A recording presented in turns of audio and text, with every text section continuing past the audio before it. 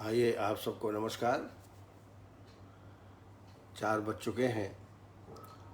आज बम्बई में बहुत ज़्यादा बादल छाए हुए हैं, बहुत अंधेरा है। जिस रूम में मैं बैठा हूँ वहाँ भी अंधेरा है। लाइट का सहारा लेकर के आपसे चर्चा कर रहा हूँ।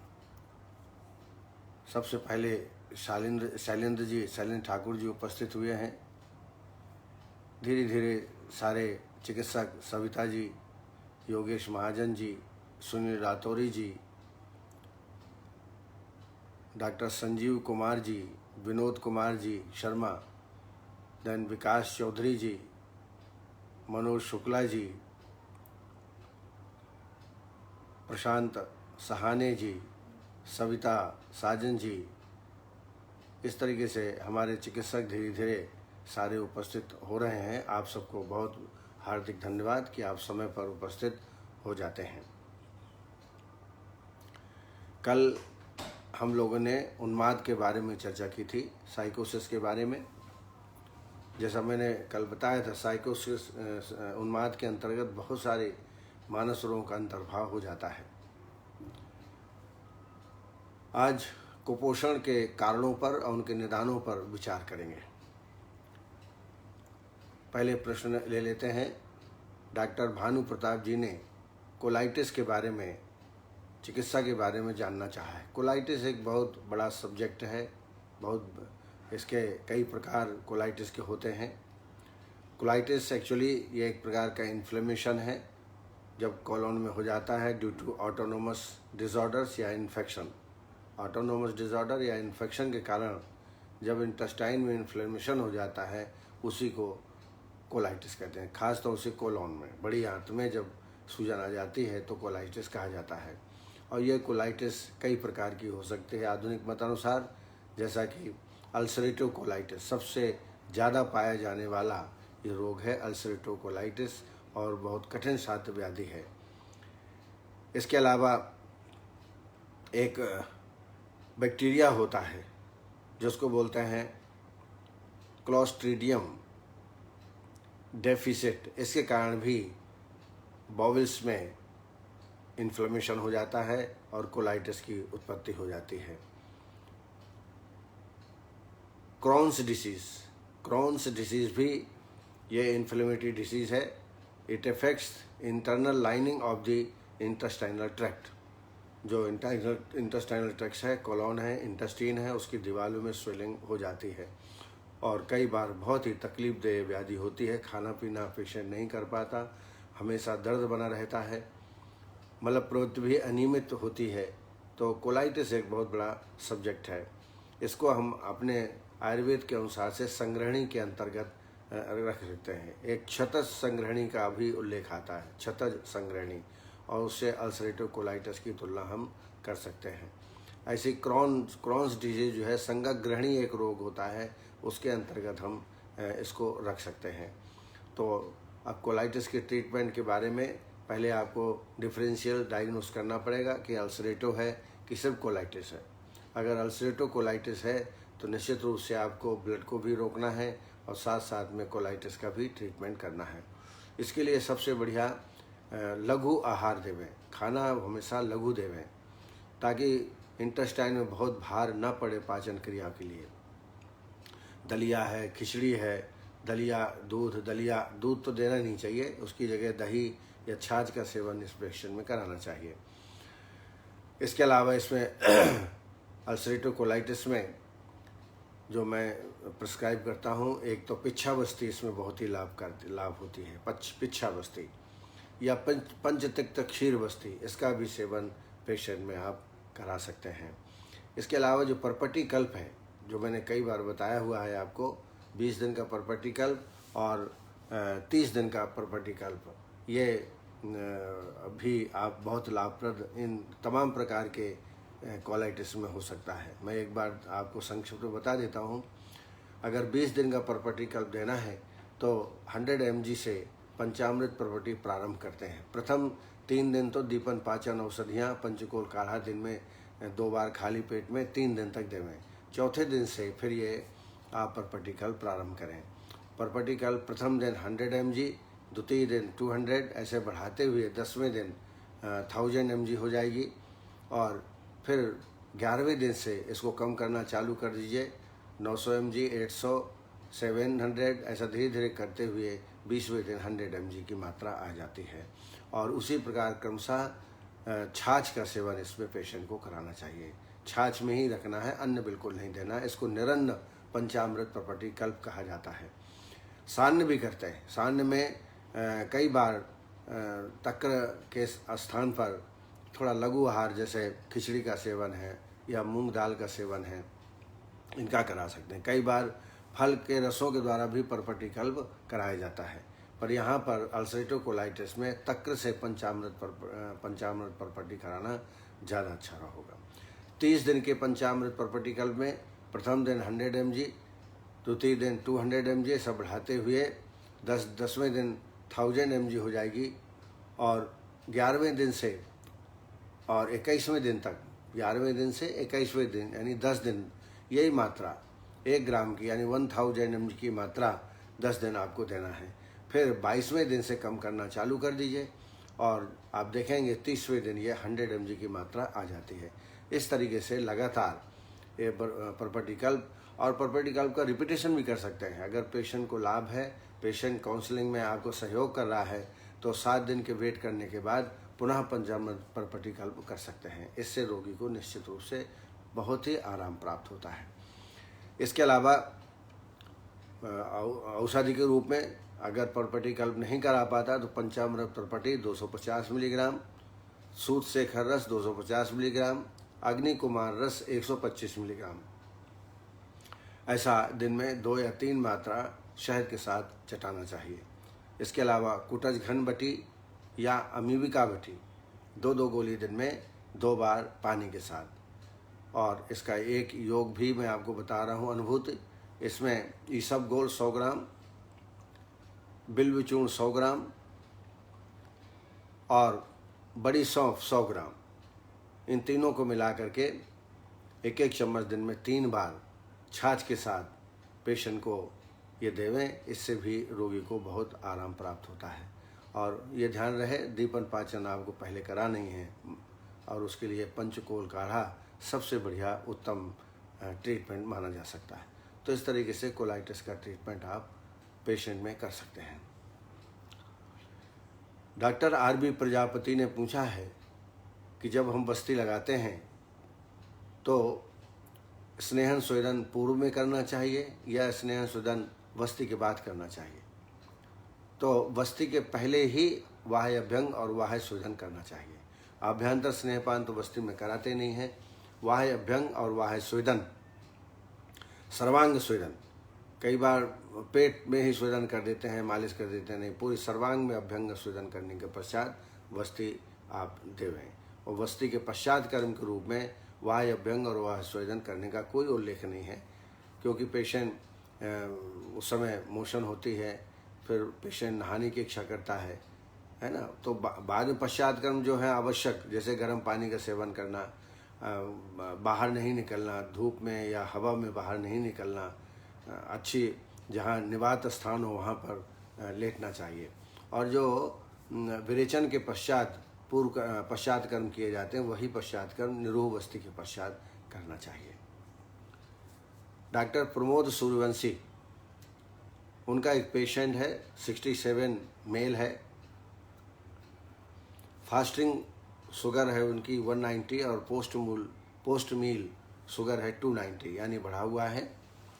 तो निश्चित रूप से इनकी विधिवत चिकित्सा को करना पड़ेगी। लाइन ऑफ ट्रीटमेंट आप समझ लीजिए।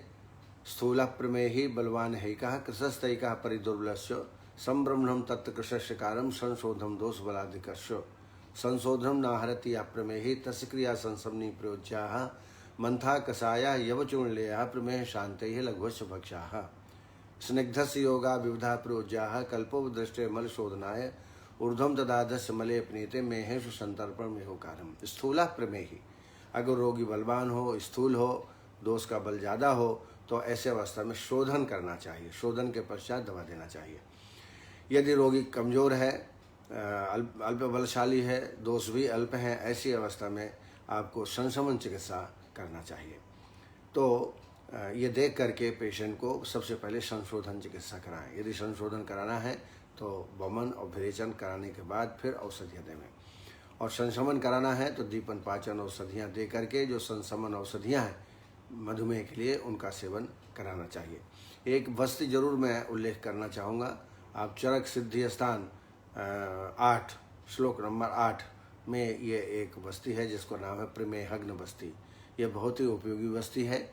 इसमें रासना है, पंचतत्व के द्रव्य हैं, और उसमें कल्क जो है सरसप कल्क डालते हैं, पंचतत्व घृत डालते हैं। तो इस तरीके से विधिपूर्वक वहाँ देख सकते हैं। मेरी किताब में भी प्रमेहग्न बस्ती का उल्लेख है, आप उसको देख के वो उस बस्ती को लगाएं, तो इससे भी काफ़ी प्रमेह में आपको लाभ प्राप्त होगा। इसके अलावा बसंत कल्प चिकित्सा के रूप में भी आप इसका प्रयोग कर सकते हैं। कल्प चिकित्सा माने पहले दिन 30 मिलीग्राम, फिर 60 मिलीग्राम, फिर 30-30 ग्राम ऐसा बढ़ाते जाइए 10 दिन तक, और उसके बाद फिर कम करें। फिर 10 दिन स्टेटस ले लीजिए पोजीशन, और उसके बाद फिर कम करिए। ऐसा 20 दिन का कोर्स आप करें। और उसके साथ साथ जैसे ही आप बसंत कुसुमाकर बढ़ाएंगे, उसी प्रकार आपको करेले का रस, करेले का स्वरस, उसको भी धीरे धीरे बढ़ाएं। पहले आधा कप, फिर 1 कप, फिर 2 कप, फिर 3 कप, 1.5 कप, ऐसा। तो इससे भी बहुत जल्दी ब्लड शुगर जो है कंट्रोल में आ जाती है।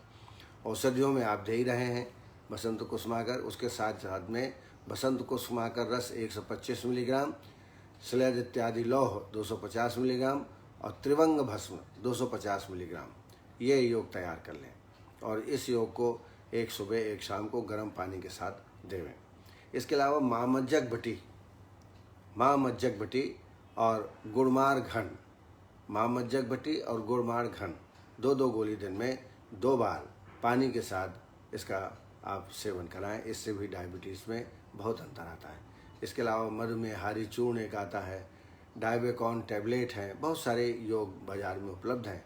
लेकिन पंचकर्म कराने के पश्चात, वस्ती देने के पश्चात, ये वस्ती दे रहे हैं उसके दौरान भी आप दवाइयाँ दे सकते हैं। इससे निश्चित रूप से ब्लड कंट्रोल होगा। और निदानम परिवर्जनम, सबसे बड़ी बात तो यह है कि कार्बोहाइड्रेट, फैट, अनवांटेड चीज़ें जो पेशेंट खाता है और कैलोरी को पूरी तरह से खर्च नहीं करता है, तो उसको कहें प्रतिदिन आप अच्छा योगाभ्यास करें, या एक्सरसाइज करें, सूर्य नमस्कार ही करें, या कम से कम 3 से 4 किलोमीटर तेज़ गति से चलें। ये बहुत ज़रूरी है। आधा इलाज तो आपके पास है, आधा इलाज औषधियों में। तो इस तरीके से परहेज करते हुए, निदान का परिवर्जन करते हुए दवाई देंगे तो निश्चित रूप से पेशेंट में लाभ प्राप्त होगा। डॉक्टर योगेश महाजन, उन्होंने एक एडवाइस पूछी है कि भाई पतंजलि की मेडिसिन कैसी हैं। तो मैं तो यही कहूँगा कि मेडिसिन अच्छी हैं, इनका प्रयोग आप बिल्कुल कर सकते हैं। और यही एक ऐसी कंपनी है कि कम से कम आयुर्वेद का प्रचार प्रसार करती है, तो निश्चित रूप से हमें भी किसी न किसी रूप में पतंजलि को सहयोग करना चाहिए। डॉक्टर निकिता जाधव, उन्होंने सोरियासिस के ट्रीटमेंट के बारे में पूछा है। शायद उन्हीं को है ये सोरियासिस, जिसको हम किटिव या एक कुष्ठ से तुलना हम कर सकते हैं। और वातक कफ प्रधान व्याधि है ये। इसमें निश्चित रूप से सबसे पहले संशोधन चिकित्सा कराना। बहुदोषा से संशुद्ध बहुसा अनुरुक्षता प्राणन दोषे हति मात्रा हते वायु हन्यात बलमाशु। सबसे पहले संशोधन, क्योंकि बहुदोषावस्था, कुष्ठ में बहुदोष होता है, तो वहाँ पर पुनः पुनः वमन विरेचन वस्ती देने का प्रावधान है। सबसे पहले 3-4 दिन आप दीपन पाचन औषधि ले लें, पंचकोल काढ़ा खाली पेट में दोनों टाइम, या पंचकोल चूर्ण 5 ग्राम भोजन के पहले दोनों टाइम लें 5 दिन तक। उसके पश्चात आभ्यंतर स्नेह पाना प्रारंभ करें पंचतिक्त घृत से। पंचतिक्त घृत प्रथम दिन 30 ml, 60 ml ऐसा बढ़ाते क्रम में देते जाएं जब तक कि सम्यक स्नेह के लक्षण न प्राप्त हों। वातानुलोम्यम दीप्तो अग्निर्वचः स्निग्ध संहुतम मार्दों में स्निग्धा चांगे स्निग्ध नामोपजायते। 2 लक्षण आप जरूर परीक्षा करें, सस्नेह मल प्रवृत्ति और शिथिल मल प्रवृत्ति। यदि होने लगे तो समझ लीजिए सम्यक स्नेह के लक्षण प्राप्त हो गए। सम्यक स्नेह के लक्षण जब प्राप्त हो गए तब एक दिन स्वेदन कराएं। एक दिन का मतलब है प्रातः, सायं, और जिस दिन वमन कराना है उस दिन, यानी 3 अन्न काल तक स्वेदन कराएं। मान लीजिए आज सम्यक स्नेह के लक्षण मिले तो कल सुबह, कल शाम को, परसों सुबह वाह्य अभ्यंग और वाह्य स्वेदन कराएं। और परसों सुबह फिर वमन करा दें। वमन के लिए आकंठ पान के लिए गन्ने का रस या दुग्ध का चयन आप कर सकते हैं। आकंठ का मतलब होता है कम से कम 2 लीटर रोगी को धीरे धीरे बड़े प्यार से उसको पिलाना है और उसके पश्चात मदन फल कल्प का सेवन कराना है। मदन फल कैसे बनाना, तो एक दिन पहले, वमन के एक दिन पहले तैयारी करनी पड़ती है। इसमें पटोल पत्र, इंद्रजौ और गिलोय, पटोल पत्र, इंद्रजौ और गिलोय, ये 30-30 ग्राम लेकर के इसका काढ़ा 100 ml बना लें और इस 100 ml काढ़े में छान लें। जब कुनकुना हो जाए तब मदन फल पिपली 10 से 15 ग्राम योकुट करके इसमें भिगो के रख दें। प्रातःकाल जिस दिन वमन कराना है इसको मसलें, छानें और इसमें करीब 2.5 से 5 ग्राम सेंधव नमक और 20 ml शहद मिला करके ये मदन फल कल्प के द्वारा वमन कराएं। पित्तांतम वमनम श्रेष्ठम कफांतम च ब्रेकमाहु। विधिवत का मतलब जो क्लासिक्स में जैसा उल्लेखित है वैसा ही आपको विधि अपनानी है। वमन कर लें। वमन करने के पश्चात फिर संसर्जन क्रम, कम से कम 5 दिन संसर्जन क्रम जरूर करें और फिर इसके बाद विरेचन कराना है। ये ध्यान रहे कि वमन और विरेचन के बीच 15 दिन का गैप होना चाहिए। 15वें दिन विरेचन आना चाहिए। तो 9वें 10वें वमन के 9वें 10वें 11वें दिन आभ्यंतर स्नेहपान पुनः पंचतिक्त घृत से करें। सम्यक स्नेह लक्षण 3 दिन में ही देना है। इसमें परीक्षण नहीं करना है। टेस्ट डोज या हेरेसीसी मात्रा जो हम शुरुआत करते हैं 30 ml से, वैसा अब नहीं करना है क्योंकि हमने वमन में कर लिया है। तो 9वें दिन 100 ml, 10वें दिन 150, 11वें दिन 200 ml आभ्यंतर स्नेहपान पंचतिक्त घृत का कर लें। अन्नपान उत्सर्जन देना चाहिए और विधि जो स्नेह कर्म की है वो आपको मालूम ही है। और फिर इसके बाद 3 दिन तक 12वें 13वें 14वें दिन वाह्य अभ्यंग और वाह्य स्वेदन करें और ऐसा आहार विहार दें जो कफ पित्त वर्धक ना हो। और इस तरीके से 15वें दिन फिर विरेचन कराएं। विरेचन कल्प में 30 ग्राम कुटकी, 30 ग्राम निशोथ, 30 ग्राम छोटी हरड़, अमलतास 30 ग्राम, इन सबको मिला के 100 ml काढ़ा बना लें और इसमें 30 to 40 ml कैस्टर ऑयल मिला करके विरेचनार्थ प्रातःकाल खाली पेट में देवें और दिन भर कुछ खाना नहीं देना है। शाम से फिर संसर्जन क्रम प्रारंभ करना है। तो इस तरीके से विरेचन दें और विरेचन के फिर 9वें दिन से वस्ती देना प्रारंभ करें। 9वें दिन से वस्ती के लिए अनुवासन वस्ती के रूप में आप बनाना पड़ेगा। आपको जो कुष्ठग्न औषधियाँ हैं उनसे सिद्ध कर लीजिए तेल को, जैसे गिलो है, इंद्रजौ है, मुलहठी है, मुस्तक है, परपट है, बिल्व है। ऐसे जो द्रव्य हैं या जो सिद्धार्थक स्नान में मैं हमेशा उल्लेख करता हूँ उनसे औषधियाँ ले लीजिए। मुस्त, मदनम, त्रिफला, करंज, आरगवद, कलिंग यवाहा, दारवी, सप्तपर्णाहा, सिद्धार्थकम नाम चाहिए। इन औषधियों में कुछ चयन कर लीजिए और इससे सिद्ध तैल तैयार करिए और इस तैल से अनुवासन बच दीजिए। और निरूह वस्ती के लिए तो ये औषधियाँ हैं ही जो मैंने बताई सिद्धार्थक स्नान की। इन औषधियों को प्रत्येक 20-20 ग्राम लेकर के लगभग 200 ग्राम टोटल औषधियाँ ले लीजिए और इसमें 1200 ml पानी मिलाएं, 300 ml शेष रहने तक पका लें।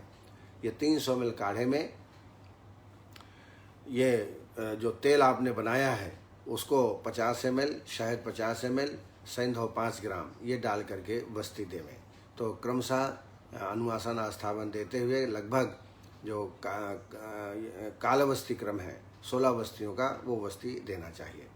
तो पहले आपने वमन करा, फिर विरेचन, फिर वस्ती, उसके बाद नस्य कर्म। नस्य कर्म में अवपीड़न या प्रध्वन नस्य किया जा सकता है और इसके लिए कुछ औषधियाँ वर्णित हैं या फिर जो मैं आपको बताता हूँ जैसे अपामार्ग है, पिपली है, शिग्रू है, वचा है, विडंग है।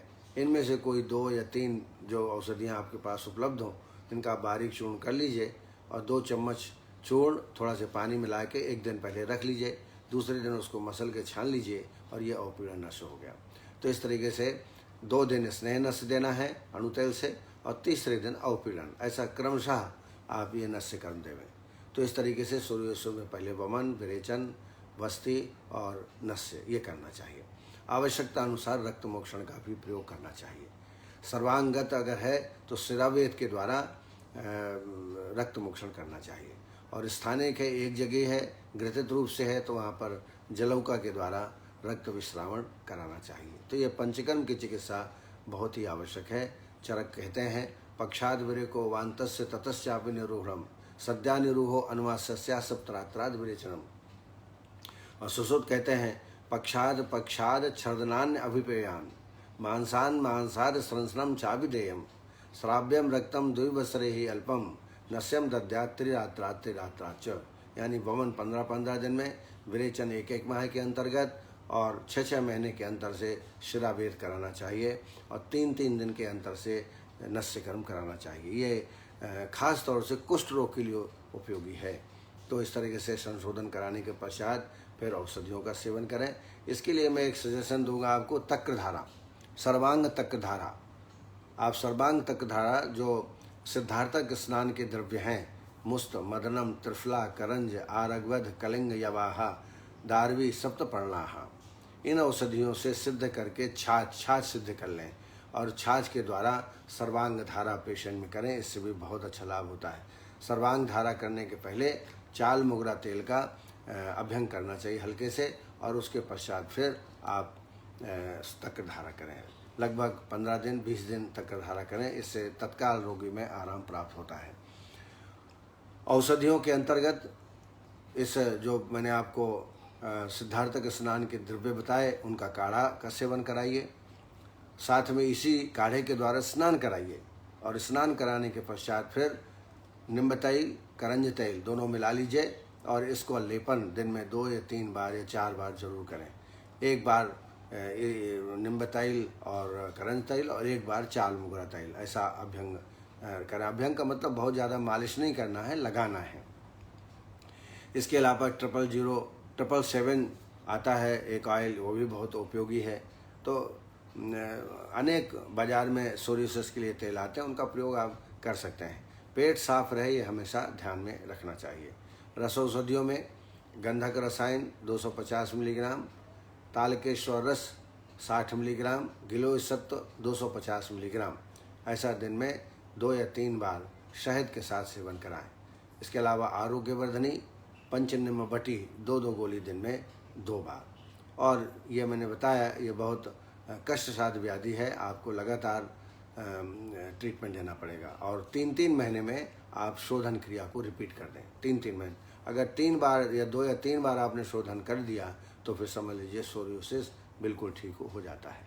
तो ये मेरा अनुभव है, इसलिए मैं आपको बता रहा हूँ।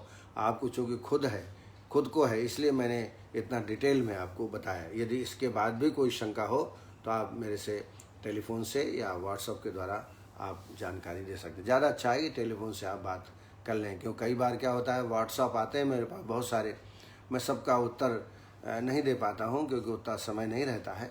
लेकिन टेलीफोन यदि आप करते हैं तो आपको जो मेरा अनुभूति योग वगैरह है मैं आपको बता सकता हूं।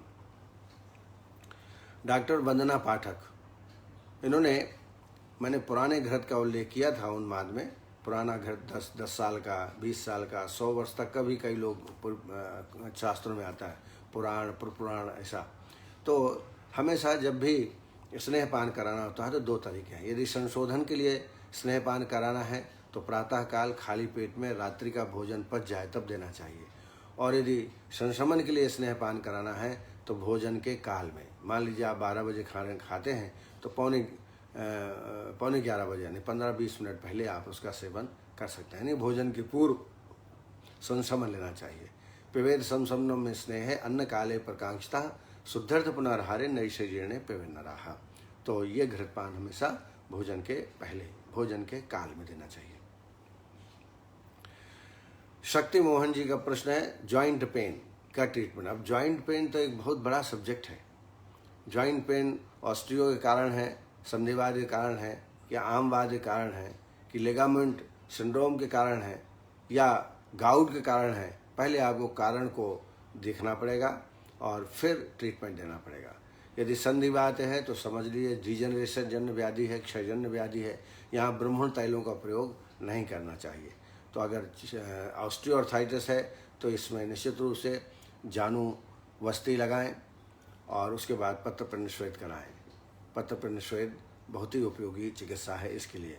इसके अलावा एक योग में संधिवात में हमेशा देता हूँ, उसमें अश्वगंधा 100 ग्राम, 50 ग्राम पिपली चूर्ण और शुंठी चूर्ण 50-50 ग्राम, ये तीनों को मिला लें। 1-1 चम्मच दिन में 2 बार पानी के साथ सेवन कराएं। इसके अलावा लेप लगाएं।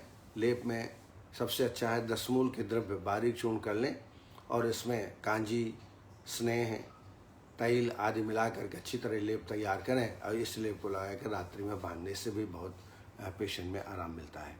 इसके अलावा महावात विध्वंसन रस, प्रवाल पंचामृत और गिलोय सत्व, महावात विध्वंसन 125 मिलीग्राम, गिलोय सत्व 250 मिलीग्राम, एकांग वीर 125 मिलीग्राम मिला करके दिन में 2 बार शहद के साथ सेवन कराएं। यदि रूमेटॉइड अर्थराइटिस है, गठियावात है, तो इसमें सिंगनादु गुलू 2 गोली सुबह शाम को, महारासनादिक्वाद 30 ml और 30 ml खाली पेट में, और पंचकोल क्वाथ का भी सेवन इसमें बहुत उपयोगी है। और इसके अलावा जो लाइन ऑफ ट्रीटमेंट है कि इसमें सबसे पहले दीपन पाचन औषधि दीजिए, फिर आभ्यंतर स्नेह पान करा के विरेचन करा दीजिए, और विरेचन करने के पश्चात फिर वस्ती जो आम बात के लिए विशेष वस्ती हैं, जैसे कि पंचकोल क्षार वस्ती, वैतरणी वस्ती, ये कुछ वस्तियां हैं जो मेरी किताब में हैं, वो आप देख सकते हैं, तो उनका प्रयोग करें आम बात के रोगी में। साथ में दीपन पाचन औषधि हमेशा प्रयोग करते रहना चाहिए, ये ध्यान देना है। ये आम बात के बारे में है। और गाउट है तो गाउट भी लगभग आम बात की ही चिकित्सा इसमें करते हैं। लिगामेंट सिंड्रोम है तो उसमें जो मैंने योग बताया, अश्वगंधा, शुंठी और पिपली, ये चूर्ण का प्रयोग करें। साथ साथ में दशांग लेप का लेप लगाएं। करीब 20 ग्राम दशांग लेप, आधा कप पानी, 2 चम्मच सरसों का तेल, अच्छी तरह उसको पकाएं और इफेक्टेड जहाँ पर लिगामेंट सिंड्रोम है वहाँ लेप करें। इससे निश्चित रूप से लाभ होगा। इसके अलावा लाक्षादि गुलू और महायोगराज गुगुलू 2-2 गोली दिन में 2 बार देवें। इस तरीके से आप जॉइंट्स पेन में, लेकिन कोई पर्टिकुलर यदि कोई डिसीज़ है तो उसके बारे में आप आगे पूछ सकते हैं। संदीप यादव जी ने दद्रू के बारे में पूछा है। दद्रू का ट्रीटमेंट बहुत ही कष्टसाध्य व्याधि है। अधिकतर ये जांघों के मूल में या गर्दन में ज़्यादातर दद्रू होता है। इसके लिए निश्चित रूप से आपको संशोधन कराना पड़ेगा। वमन विरेचन करा लीजिए। वमन विरेचन करने के बाद फिर औषधियों का प्रयोग करें। इसमें गंधक द्रुति आप लगाएं दिन में 2-3 बार, इससे लाभ प्राप्त होगा। बहुत ज़्यादा खुजली है तो टेक्जिमा और आर्टिप्लेक्स लोशन, इन दोनों को मिला करके दिन में 2-3 बार लगाएं। इससे खुजली बंद होगी। खुजली बंद होगी तो धीरे धीरे रोगी ठीक हो जाएगा। इसके अलावा पंचनिम्न बटी आरोग्यवर्धनी 2-2 गोली दिन में 2 बार। महामंजिष्ठादिक्वाथ 4 चम्मच पानी भोजन के बाद दोनों टाइम पेशेंट को देना चाहिए। पेट साफ रहे इसका हमेशा संज्ञान लेते रहना चाहिए। एरण्य भ्रष्टरित की रात को आधा चम्मच रोजाना देते जाएं, जिससे जो प्रकोपित पित्त है या अनवांटेड मटेरियल है वो निकलते जाएं, कोष्ठ जो है साफ होता जाए। औषधियों में गंधक रसायन 250 मिलीग्राम, गिलोय सत्व 250 मिलीग्राम, रसमाणिक 60 मिलीग्राम, ये दिन में 2 बार शहद के साथ चटावें। तो ये पूरी प्रक्रिया लगातार करने से निश्चित रूप से पेशेंट को आराम प्राप्त होगा। सोनल पटेल जी ने टेलीफोन नंबर पूछा है मेरा।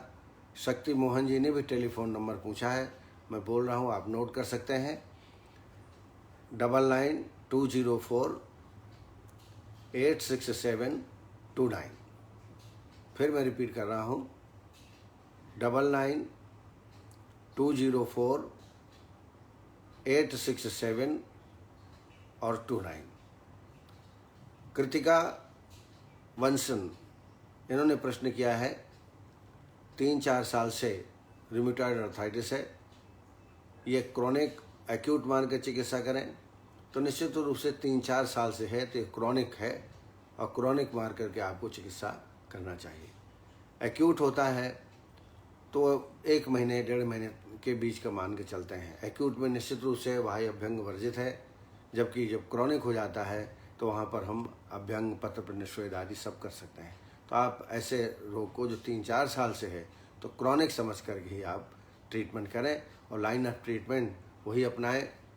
लंघनम स्वेदनम तिक्तम दीपनानि कटूनि च विरेचनम स्नेहपानम वस्तिश्चाम मारुते सैंधवादेन अनुवासस्या क्षारवस्ते प्रशस्ते आमवाते पंचकोल सिद्धम पानान्नम स्थिते रुक्षासो दो विघातव्यो बालुका पुरक तथा। जो आमवाद का लाइन ऑफ ट्रीटमेंट है उसके हिसाब से आप जो है ट्रीटमेंट कर सकते हैं। आपने अगर किताब मेरी प्राप्त कर ली हो तो उसमें लाइन ऑफ ट्रीटमेंट दिया है, उसके अनुसार से आप आगे बढ़ सकते हैं।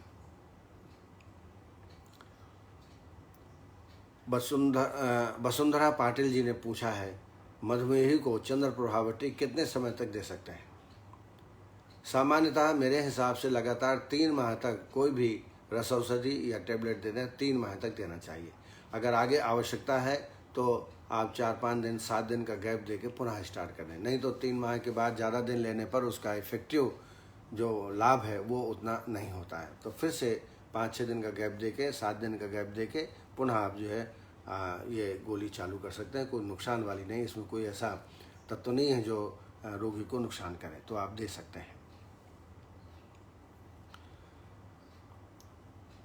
वसुंधरा पाटिल जी का उत्तर मैंने अभी दिया। डॉक्टर अनिल पांडे ने डायबिटीज़ का पेशेंट है तो सीतोपलादी कैसे दे सकते हैं? तो बात सही है, लेकिन अल्प मात्रा में आधा चम्मच देना है, कोई फ़र्क नहीं पड़ता है, आप बिल्कुल दे सकते हैं। मान लीजिए सूखी खांसी आ रही है, बड़ी तकलीफ़ है, तो आप दे सकते हैं, लेकिन ज़्यादा मात्रा में नहीं देना चाहिए। आधा चम्मच दिन में 3-4 बार आप सेवन करा सकते हैं, कोई दिक्कत नहीं है। और साथ साथ में चूँकि डायबिटीज़ की दवाई आप दे रहे हैं, डायबिटीज़ कंट्रोल है, तो अभी ऐसे मुझे बहुत खांसी आ रही थी, मैं ले रहा था, डायबिटिक पेशेंट हूँ, लेकिन मैं ले रहा था 1-1 चम्मच दिन में 3-4 बार लिया, और अब मैं कल परसों से बिल्कुल स्वस्थ हूँ, खांसी बिल्कुल मुझे नहीं आ रही है। तो ऐसा नहीं है कि डायबिटीज़, बहुत शंका होती है, जैसे मैं सबको एडवाइस देता हूँ कि अंजीर खाइए, मुनक्का खाइए, है, इससे बड़ा ताकत बढ़ती है, ऑटो इम्यून डिसऑर्डर भी नष्ट होते हैं। तो और कहते हैं डायबिटीज़ बढ़ जाएगी। मैं आपको बताऊं, मेरे को तो 20 साल से डायबिटीज़ है, और मैं 30 साल पहले से 2 अंजीर रोज़ खाता हूं रात को सोते टाइम, डेली 1 गिलास दूध और अंजीर और मुनक्का, ये मेरा डेली का रूटीन है। तो लेकिन डायबिटीज़ कंट्रोल है, कोई तकलीफ़ नहीं है मुझे। तो आप अपने दिनचर्या ठीक रखते हैं, आप उतना एक्सरसाइज करते हैं, जो खाना खाते हैं, जितनी कैलोरी का वो खर्च करते हैं, तो मैं समझता हूँ किसी भी प्रकार की परेशानी नहीं होती है। तो आप जो है ज़्यादा डरे नहीं, आप बिल्कुल दे सकते हैं पेशेंट को। हमारे साथ हमारे चिकित्सक, प्रिय चिकित्सक जो नित्य प्रतिदिन सुनते हैं, और उसी की वजह से, इन्हीं की वजह से मैं रोज़ आपके सामने सम्मुख प्रस्तुत भी हो पा रहा हूँ, क्योंकि इस उम्र में आपके साथ बैठना 1 घंटा लगातार, ये भी थोड़ा तकलीफ देह है, लेकिन फिर भी आपके उत्साह को देखते हुए मैं आपके साथ बना हुआ हूँ। हमारे नवीन चंद्र जोशी जी, जो कि आयुष दर्पण के कर्ता धर्ता हैं, बड़े प्रभावी व्यक्ति हैं और अपना काम बखूबी से करते हैं। ऐसे नवीन जी, डॉक्टर विजय सैनी, लगभग सभी, जब से मैं देख रहा हूँ, कुछ नाम तो ऐसे हैं कि मुझे याद हो गया है, वो हमेशा इस कार्यक्रम में रहते हैं। डॉक्टर विजय सैनी, विकास महाजन जी, निर्मला स्वाल, ये जैसा मैं बार बार बताता हूँ बहुत ही एक्टिव पर्सनालिटी हैं, नेपाल में प्रैक्टिस करती हैं। मुकम्बिका रचना जी, मनोरंजन साहू, KN गंगवार जी, रेखा वर्मा जी, राकेश कुमार जी, भारत ठोक जी, महेंद्र चतुर्वेदी जी, शीतल गुंजनवार जी, राजेंद्र कुंद्रा जी, संध्या पांडे, सुनील रातौरी जी, विकास चौधरी जी, संदीप यादव जी, विनेश्वरी श्रीवास्तव, सोनल पटेल जी, उषा तभानी जी, नीलम शुक्ला जी, प्रशांत ससाने, गिरिराज प्रसाद शर्मा जी, ज्योतिबाला डामोर जी, परवेश मन्या जी, संदीप वर्मा जी, अंकित सिंह, शिल्पा पालस्कर जी और अंसारी, सेमा अंसारी, ये आज के कल के व्याख्यान में उपस्थित थी। निश्चित रूप से आज भी वो उपस्थित होंगी। अब आइए, मैंने अब कल से कुपोषण जन्य व्याधियों के बारे में चर्चा प्रारंभ की है, तो मैंने सोचा कि पहले कुछ जो प्रमुख कारण हैं उनके बारे में चर्चा की ली जाए। कुपोषण होता क्यों है और इसे हम दूर कैसे कर सकते हैं, क्या उपाय हो सकते हैं। तो इसके बारे में कास्टो factor of the deficiency disorders, कुपोषण जन्य विकारों के प्रमुख कारण और उनको उनसे हम कैसे बच सकते हैं, इसके बारे में थोड़ा से चर्चा करेंगे आज। और उसके बाद फिर जो कुपोषण जन्य व्याधियाँ हैं वो लगातार आपके सामने मैं प्रस्तुत करता रहूँगा। कुपोषण मानव विकास के पथ में एक ऐसा अवरोधक है जिसे दूर किए बिना मनुष्य का विकास उच्च स्तर पर संभव नहीं है, न पहुंच सकता है। कुपोषण जन्य प्रमुख व्याधियों में जैसे rickets, osteomalacia, night blindness, beriberi, pellagra, scurvy जैसे प्रमुख व्याधि हैं जो आमतौर पर हमको प्राप्त होती हैं। और ये सब कुपोषण जन्य व्याधि, कितना भी आप दवाई दें, जब तक उनका कुपोषण ठीक नहीं होगा तो ये रोग भी ठीक नहीं होते। कुपोषण के कारण क्या है? तो पहला कारण है सोशल एंड इकोनॉमिक वेरिएशन। समाज में आप देखिए, समाज में कितनी विभिन्नता है। यह तो बहुत ही उच्च स्तर के व्यक्ति हैं जो अधिक से अधिक मात्रा में संग्रह कर लेते हैं, बहुत सारा अन्न इकट्ठा कर लेते हैं, और जिसके कारण जो अन्य व्यक्ति हैं, अन्य समाज के व्यक्ति हैं, उनको वो आहार नहीं मिल पाता। इसी पर इकोनॉमिक वेरिएशन, कोई बहुत रईस आदमी है, कोई बहुत कमज़ोर आदमी है। तो जो कमज़ोर आदमी है, गरीब आदमी है, उसको जो पर्याप्त आहार जो मिलना चाहिए वो नहीं मिलता। और जो रिचेस्ट आदमी हैं उनके पास संग्रह कर लेते हैं वो लोग। तो ऐसी विषमता जो हमारे समाज में है, ये भी एक कारण है। धनाभाव के कारण आवश्यक खाद्यान्न नहीं खरीद पाता। धनवान के द्वारा अत्यधिक आहार का संग्रह हो जाता है और गरीबों में नहीं होता है। ये भी एक कारण होता है, सामाजिक और आर्थिक कारण। दूसरा है लैक ऑफ एजुकेशन। ये भी एक मुख्य कारण है। शिक्षित नहीं है, और शिक्षित न होने के कारण उनको समझ में नहीं आता कि कौन सा आहार लेना चाहिए, कौन सा संतुलित आहार है, इसका उनको ज्ञान नहीं होता। अशिक्षित व्यक्ति आहार विधि विधान को समझ नहीं पाता है और उसकी वजह से वो ठीक ढंग से भोजन नहीं ले पाता। लेकिन अगर शिक्षित होगा तो निश्चित रूप से वो समझदारी से भोजन ग्रहण करेगा। क्वालिटेटिव डाइटरी डिफिशियंसी, ये भी एक बहुत महत्वपूर्ण है। संतुलित आहार न लेना। जैसा कि आप जानते हैं, संतुलित आहार के 6 मुख्य घटक होते हैं। पहला कार्बोहाइड्रेट, दूसरा प्रोटीन, तीसरा फैट, चौथा विटामिन्स, पांचवा साल्ट और वाटर। ये मुख्य रूप से घटक हैं जो हमारे संतुलित रूप में भोजन के साथ पहुंचना चाहिए। और ये जब असंतुलित हो जाते हैं तो निश्चित रूप से जो कुपोषण जन्य व्याधि हैं वो हमारे शरीर में उत्पन्न हो जाती हैं। इन चीज़ों की कमी या अधिकता से कुपोषण जन्य विकार होते हैं। चरक ने कहा है कि सम्यक भोजन अर्थात षष्टिकशाली, मुद्ग, सैंधव, आमलकी, यव, जल, दुग्ध, सर्पी, जांगल मांस, मधु आदि का नियमित रूप से सुमात्रा युक्त प्रयोग करना चाहिए। यानी पहले ज्ञान था आचार्यों को कि अगर संतुलित आहार नहीं लेंगे तो तमाम प्रकार की कुपोषण जन्य व्याधि उत्पन्न हो सकती हैं। नेक्स्ट कारण है जिसको हम बोल सकते हैं excessive intake of a single diet. कई बार एक ही डाइट, एक ही प्रकार की डाइट लोग लेते रहते हैं, उससे भी कुपोषण जन्य व्याधियाँ हो सकती हैं। क्योंकि ज़रूरी नहीं है जो एक भोजन आप ले रहे हैं उसमें कार्बोहाइड्रेट भी हो, प्रोटीन भी हो, फैट भी हो, तो ये भी एक कारण पेशेंट में हो सकता है। एक ही आहार सेवन करने से कुपोषण उत्पन्न हो सकता है। नेक्स्ट है intake of naturally toxic food materials. Naturally जो टॉक्सिक हैं उनको हम निरंतर खाते रहते हैं। जैसे छत्तीसगढ़ में खिसियारी दाल पैदा होती है। खिसियारी दाल ये बिना बोए पैदा हो जाती है और इसमें बहुत ज़्यादा आवश्यकता नहीं है। जो दाल होती है राहर दाल, उसी के समान छोटे रूप में होती है और राहर दाल में लोग मिला देते हैं। और छत्तीसगढ़ में ये बहुत होता है और इसके खाने से लगातार, खिसियारी दाल खाने से लगातार खाते हैं तो पक्षाघात जैसे रोग हो सकते हैं। और जिसको हम कलाय खंज बोलते हैं, रोगी कलाय एक पक्षी होता है उसके समान चलने लगता है। तो ऐसे भोजन हम निरंतर करते रहते हैं। इसके अलावा जैसे दूध और नमक, इसका निरंतर कई बार हम खिचड़ी लेते हैं। ख़ास तौर से गुजरात में मैंने देखा है कि रात को खिचड़ी का सेवन दूध के साथ करते हैं और उस खिचड़ी में नमक पड़ा हुआ आता है। और नमक और दुग्ध ये विरुद्ध आहार होता है और निश्चित रूप से इसके खाने से तमाम प्रकार के स्किन डिसीज़ हो सकते हैं। इसके अलावा किसी पदार्थ में गुड़ भी है उसमें नमक भी पड़ा हुआ है, उसमें इमली भी पड़ी हुई है, ऐसे विरोधी आहार विहार का सेवन हम निरंतर करते हैं तो निश्चित रूप से तमाम प्रकार की व्याधियां भी हमारे अंदर उत्पन्न हो जाती हैं। तो जो नेचुरली हमारे ये नुकसानदेह हैं उनका सेवन नहीं करना चाहिए। दूसरा होता है ओवर न्यूट्रिशन, बहुत ज़्यादा भोजन करना, बहुत ज़्यादा न्यूट्रिशियस पदार्थ लेना। इसके कारण जो है तमाम प्रकार के रोग जैसे मेदो रोग है, प्रमेह रोग है ना, इस प्रकार के गाउट है, ऐसे रोग हमारे अंदर उत्पन्न होना चालू हो पाते हैं।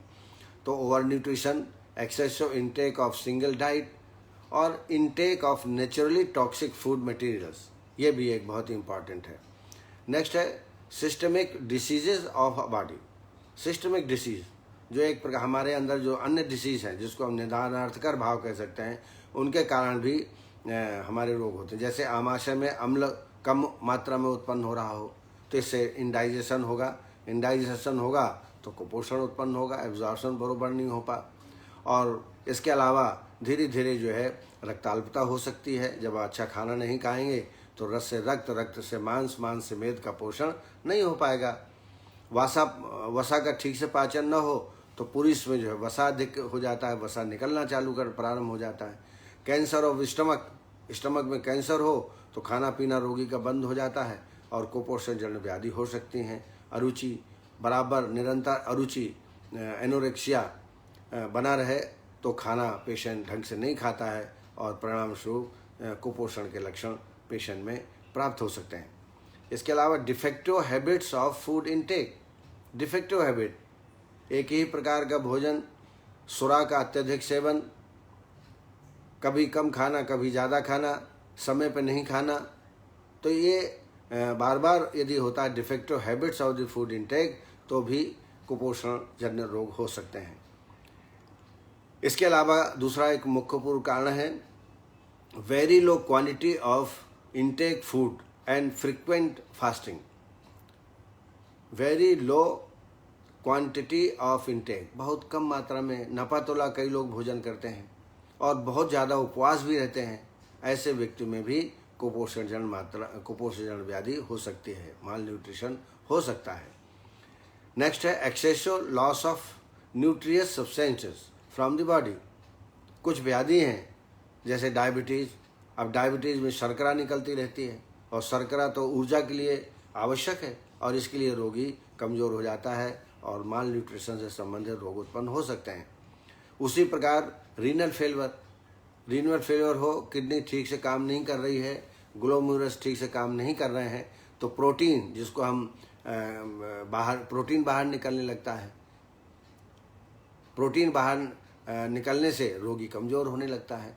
तो इस तरीके से रीनल फेलियर भी एक कारण माल न्यूट्रिशन का हो सकता है। डायरिया, निरंतर डायरिया होता रहे तो जलीय अंश और इलेक्ट्रोबाइलेंस जो हमारे शरीर में होना चाहिए उसका इम्बैलेंस हो जाता है, परिणाम स्वरूप कुपोषण पैदा होने लगता है। इसके अलावा जनसंख्या का नियंत्रण। जनसंख्या इतनी तेज़ी से हमारे देश में बढ़ रही है कि कितना भी साधन हम उपलब्ध कराएं वो पूर्ति नहीं होती है। तो इसे जनसंख्या पर नियंत्रण करना बहुत ही आवश्यक है और तभी इस समस्या का समाधान हो सकता है। तो इस तरीके से जो प्रमुख कारण हैं मैंने आपके सामने चर्चा की। एक तो social and economic variation, lack of education, qualitative dietary deficiency, over nutrition, excessive intake of a single diet, intake of naturally toxic food materials, then systemic diseases of the body, defective habits of the food intake, very low quantity of the intake food and frequent fasting, excessive loss of nutritious substances from the body. तो excessive loss of nutrition और from the body से excessive मात्रा में जो nutritious substance खाते हैं उसकी वजह से भी ओवर नरिशमेंट पेशेंट में होता है।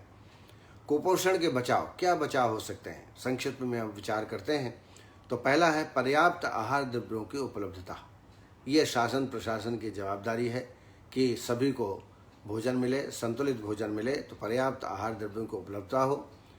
आय के साधनों की वृद्धि, जब तक आय नहीं होगी तो क्या करेगा, तो ऐसे काम धंधे प्रारंभ करना चाहिए गांव-गांव में, ताकि आय बढ़े रोगियों की, उनको नौकरी मिले, ताकि संतुलित भोजन वो प्राप्त कर सकें।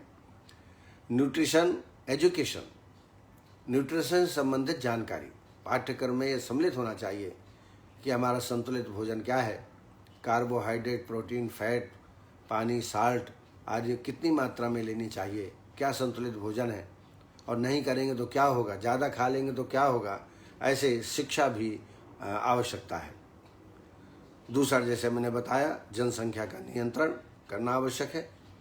खाद्य सामग्री में आवश्यक तत्वों की उपलब्धता सुनिश्चित करना, जैसे नमक में आयोडीन मिला के देना, विटामिन ए का वितरण करना, आयरन और विटामिन सी, फॉलिक एसिड ये स्त्रियों में वितरित करना, क्योंकि स्त्रियों में एनीमिया बहुत पाया जाता है।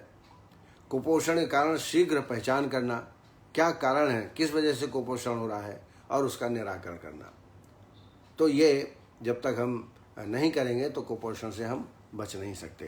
तो मैंने एक सामान्य बात आपको बताने का प्रयास किया है कि कुपोषण होता क्यों है और कैसे हम उसको रोक सकते हैं। आगे नेक्स्ट टाइम जो कुपोषण जन्य व्याधि हैं उन पे हम चर्चा करेंगे। मैं अब यहीं पर अपनी वाणी को विराम देता हूँ। आप सब मेरे साथ उपस्थित हैं, इसके लिए बहुत बहुत हार्दिक धन्यवाद। कल फिर इसी वक्त 4 बजे आपसे मुलाकात होगी। तब तक के लिए नमस्कार। जय आयुर्वेद।